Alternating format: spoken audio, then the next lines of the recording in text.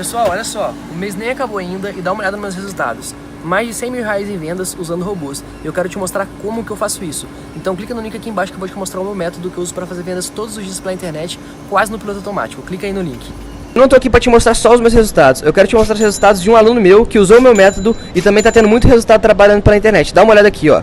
No celular dele, hein? Ele vai abrir aqui o celular, vai mostrar em tempo real, no aplicativo do PagSeguro. Atualmente eu tenho mais de 18 mil para sacar e ainda tenho 3 mil para receber. O método do João Pedro realmente funciona e mudou a minha vida. E falando em vendas, olha só os resultados do meu dia de hoje. E olha que o dia ainda está começando. Tá bom assim? Para começar o dia? Fala galera, beleza? Dá só uma olhada nesses resultados.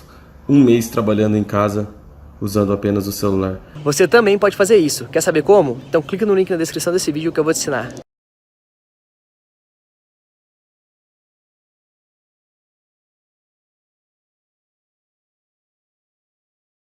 Trabalho coletivo.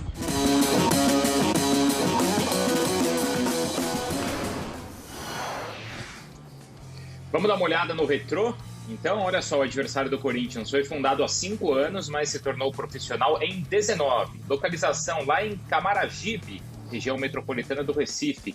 Estreou na elite do Campeonato Pernambucano em 20, chegando às quartas de final. Esse ano vai disputar a Série B e também a Copa do Brasil pela primeira vez. E na fase anterior da Copa do Brasil venceu o Brusque por 1-0.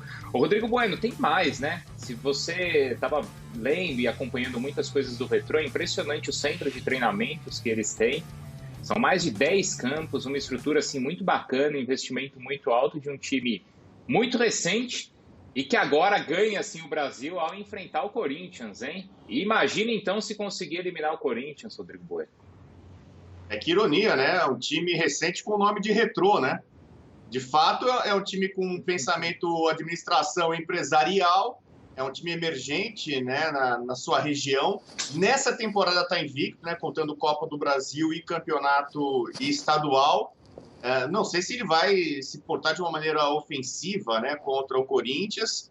Eu acho que leva uma vantagem pelo regulamento, né? Porque, em tese, o Corinthians teria a vantagem do mando. Na prática, isso não vai acontecer, ainda mais que o jogo não é Itaquera. Então, de repente, segurar um empate. O Brusque já segurou um empate com o Corinthians em Copa do Brasil e levou para os pênaltis. Brusque que foi eliminado justamente pelo Retrô. Só que eu estava acompanhando, um dos zagueiros do Retrô se chama Delamore. Você que conhece bem de italiano, Bruno, eu não acho que Delamore é um nome interessante para zagueiro, né?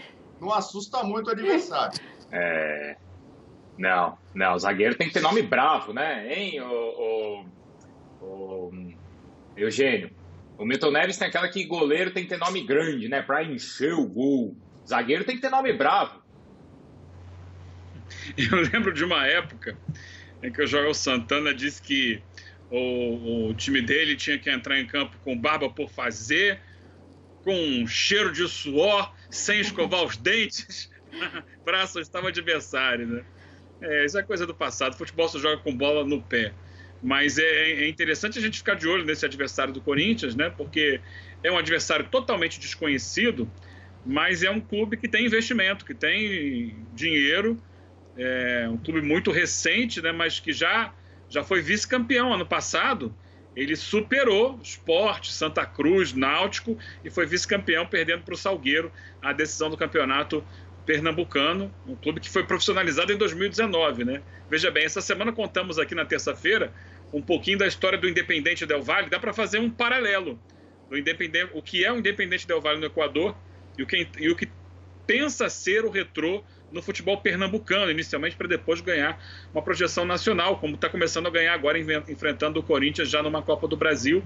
É um clube criado basicamente para formar jogadores e vender jogadores. Esse é o ponto inicial, mas que também tem a sua equipe profissional, que também serve, de certa forma, para colocar esses mesmos jogadores na vitrine, né? O time azul e amarelo lá de Camaragibe, ali, região do Grande Recife. Vamos ver. O Corinthians, que a gente sabe, a gente tem acompanhado muito de perto, não está jogando essa bola toda, né?